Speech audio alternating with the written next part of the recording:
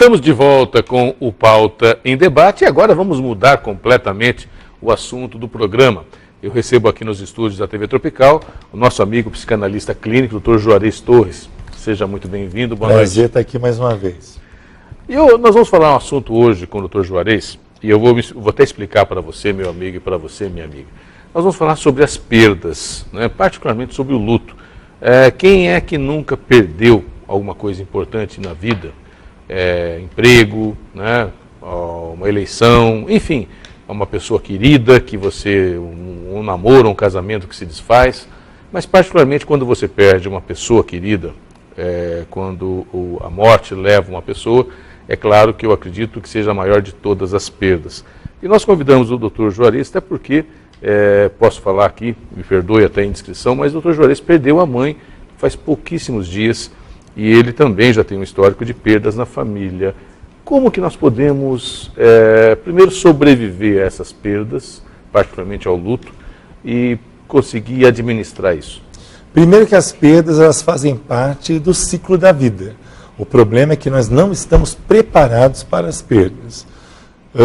Eu já perdi meu pai, há 8 anos atrás, 6 anos atrás perdi o meu irmão, só tinha um irmão, e agora, faz 2 dias, eu perdi a minha mãe.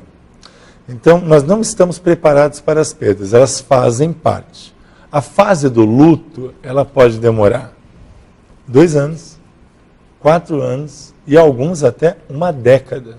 Então, nós temos que saber as formas que nós temos que realizar para encarar este luto. A primeira coisa faz parte da vida a perda. Não estamos preparados. Segunda coisa.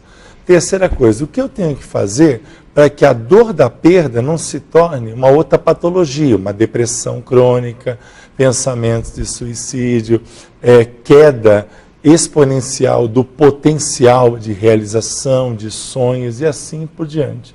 Então nós temos que encarar de frente. Hoje uma paciente no meu consultório chegou e falou assim, o senhor está tão bem, parece que nem perdeu a sua mãe. Eu falei assim, nós temos que desenvolver na nossa mente compartimentos, né? Isso serve para tudo. Compartimento tempo, compartimento emoções, compartimento incertezas. Então, quando a gente administra muito bem isso dentro da nossa mente, a gente consegue encarar até isso, que é a perda da mãe, que na escala de estresse é a segundo maior estresse que alguém pode passar. Então, primeiro é a traição, né? O adultério, você perder a pessoa que você ama tanto e tal, e depois a perda da mãe.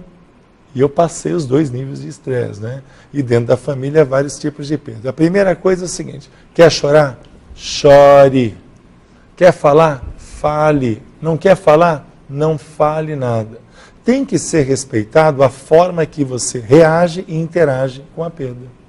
Isso é uma coisa interessante, Dr. Juarez, porque, na verdade, eu também já passei por algumas perdas, também já perdi meu pai há muito tempo, há 29 anos, e membros da família mais recentemente. E sempre tem aquela pessoa querida, aquele amigo que vem te consolar. Mas nem sempre você quer ser consolado, né? Você às vezes fala, mas tá bom, obrigado, né? Mas eu queria ficar sozinho. Essa questão de respeitar, até que ponto nós temos que respeitar, até que ponto quando a pessoa começa a se fechar é um sintoma preocupante? Bom, a primeira coisa é a seguinte, não se tem o que falar, né? Sim. Não se tem o que falar, meus sentimentos, olha, conte comigo, eu estou aqui e tal, tal, tal. Eu tive uma surpresa muito agradável, não sei se eu posso falar um pouquinho de como foi a circunstância, Pode, claro. Mas eu estava aqui em Londrina e recebi o telefonema que a minha mãe tinha falecido. Minha mãe, 68 anos, não tão velha assim, tal. Eu sempre falava para minha mãe assim, mãe, você precisa de uma cuidadora, precisa de alguém para estar com você. E a minha mãe, não, eu estou bem sozinha, eu me cuido sozinha. E o caso dela foi muito triste, porque ela foi achada 2 dias atrás e ela tinha falecido 4 dias antes. Então ela já foi achada jogada no chão, o corpo em estado de decomposição e uma coisa, além da perda, uma coisa muito tétrica, triste demais, né? Mas eu tenho a noção que eu fiz tudo o que eu podia fazer por ela. E muitas vezes a gente tem que saber o seguinte, que a perda do ente querido, das mais variadas situações, a gente está indo um pouquinho para a perda do ente querido, você tem que ter a noção se você fez exatamente tudo que deveria ser feito. Claro que a gente podia fazer muito mais, certo? Mas eu tenho a convicção que eu fiz exatamente o que eu precisava fazer para a minha mãe. Fica um sentimento que machuca a gente, porque a gente gostaria que as pessoas entendessem que não é só dar um tapinha nas costas ou dizer eu estou aqui, tem que se fazer presente, tem que estar presente. Os amigos mais próximos têm que dar a famosa ligação ou mensagem por WhatsApp, ou seja o que for, para cercar. Porque, por exemplo, eu não chorei ainda. Não quer dizer que eu não amava minha mãe, mas é como eu interajo. Talvez seja aquela coisa, como eu trabalho com emocional, e eu falei sobre os compartimentos emocionais que a gente tem que desenvolver, eu não chorei ainda, mas eu tenho a certeza que quando eu chegar, porque não houve velório, foi sepultamento quase que imediato, quando eu olhar para o local que ela foi colocada, aí a ficha vai cair. Aí aquele é o meu momento de chorar, de não questionar, porque eu sei que Deus está no controle de todas as coisas, então eu já passei dessa fase de questionar Deus, certo? Eu creio que Deus levou minha mãe no melhor momento, se Ele tem o controle das coisas, então nada escapa das mãos dEle, e Ele vai colocar as pessoas certas em volta de mim para dar o consolo e o conforto. Porque conforme as pessoas até se distanciam nesse momento, alguns, perde o efeito, palavras tipo assim, eu sei o que você está sentindo, uma frase que eu nunca uso, porque ninguém sabe o que você sente, o que eu sinto, certo? Eu queria vir aqui te dar um abraço, mas não sabia o que falar. Então já não devia nem explicar, né? Porque não vai justificar nada disso. Eu acho que a ação muito importante nesse momento é um cerco, porque se a pessoa não tiver esse cerco emocional, realmente vem a fase do choro, da revolta, do questionamento, muitas vezes dessa raiva contida que começa a ser liberada e transferida e acaba afastando pessoas, certo? E muitos dizem assim, deixa ele lá, quando ele ficar melhor eu volto, dou uma palavra para ele. Então, é momento de cercar. Mesmo que a pessoa que teve a perda diga assim, olha, eu estou bem, deixa eu no meu canto.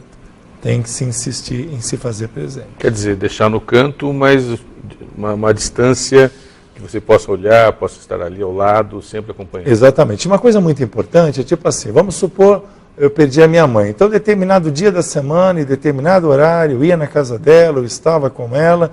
Então, uma coisa muito boa é preencher esse espaço com outras coisas, certo? Ou com outras pessoas, ou com uma tia, ou com alguém do sexo feminino que personifica a mãe, certo? Que era a segunda mãe, talvez, uma pessoa amiga de trabalho, não sei, para você preencher o espaço que foi gerado por essa lacuna e por essa perda.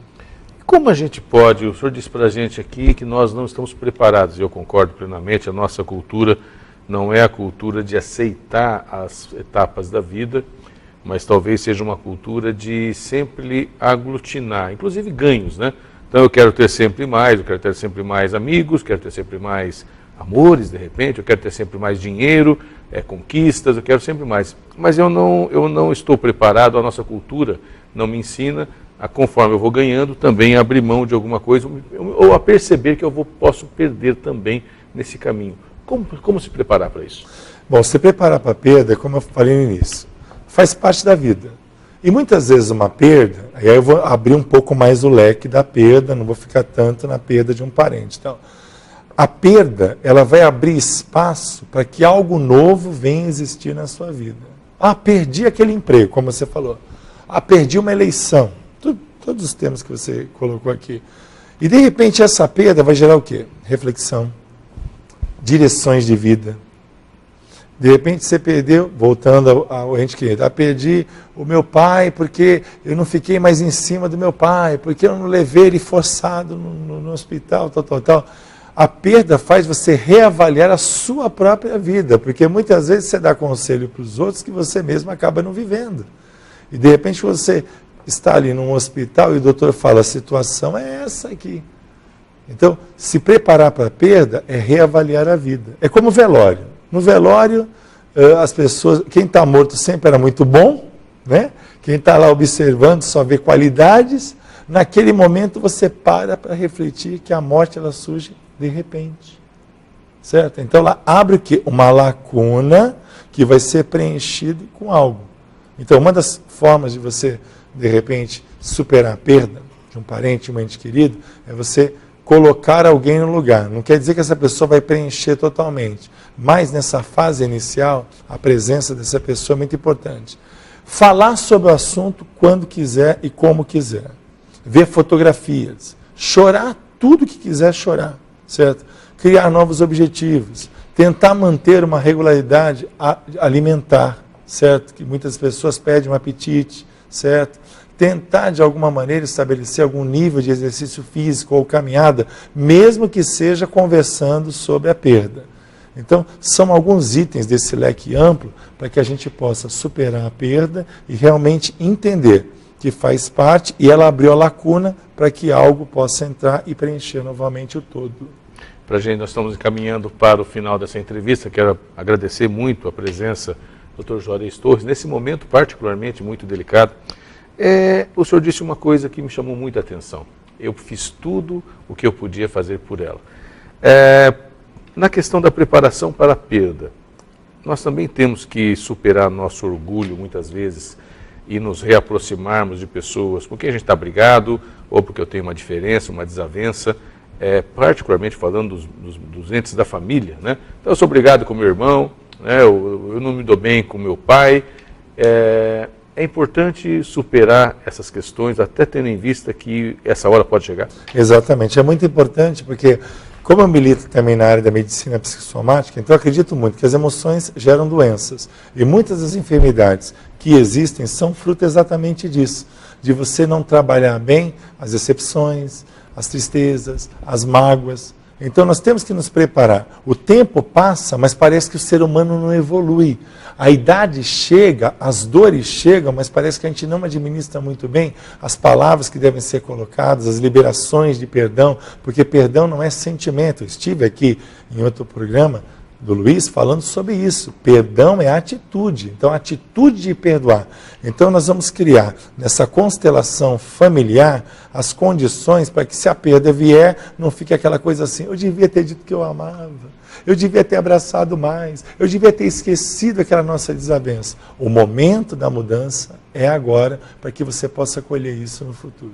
E isso é claro que a gente fala isso, não no sentido de você, quando acontecer eu vou estar de consciência limpa, mas até para que, de repente, nesse meio você possa reatar a conversa, reatar a própria relação. Exatamente, porque nós não estamos todo o tempo certos. No nosso inconsciente, a gente acha que realmente esse id nosso, esse impulso selvagem nosso, sempre está certo. Mas não, eu tenho falhas, você tem falhas, e nós somos complementares uns dos outros. O que você sabe, o que o Luiz sabe, o que eu sei, nos completa como seres humanos, mas muitas vezes é exatamente o que o Luiz falou. O orgulho acaba impedindo você de administrar o seu emocional. Nós estamos, até para a gente encerrar realmente, nós estamos virando seres absolutamente individualistas que muitas vezes não olham para os lados ou não olham nem para frente, olham só para dentro de si? Exatamente. Por quê? Porque a perspectiva nossa de esperar dos outros algum tipo de mecanismo compensatório emocional nos frustra via de regra. Nós temos o que, no máximo, 3, 4 amigos, um amigo, e tem muita gente que às vezes chega no consultório e fala assim: doutor, eu não tenho nenhum amigo. Eu falei: prazer em conhecê-lo, quero ser seu amigo, além de ser seu terapeuta. Então, a nossa expectativa frustrada dos outros faz a gente se fechar. O avanço da tecnologia, como falamos no outro programa aqui com você, também esfriou os relacionamentos e fez com que a gente se fechasse no nosso mundo, não deixando penetrar nessa membrana endoplasmática emocional nada que venha talvez nos ferir num segundo momento. Por isso as pessoas acabam se fechando. E não é o melhor caminho. Não é o melhor caminho. O melhor caminho é saber que eu tenho que aprender com os erros dos outros, né? Diz a máxima da sabedoria que sábio é aquele que aprende com o erro dos outros e, num ato de humildade, se coloca para ouvir mais e falar menos.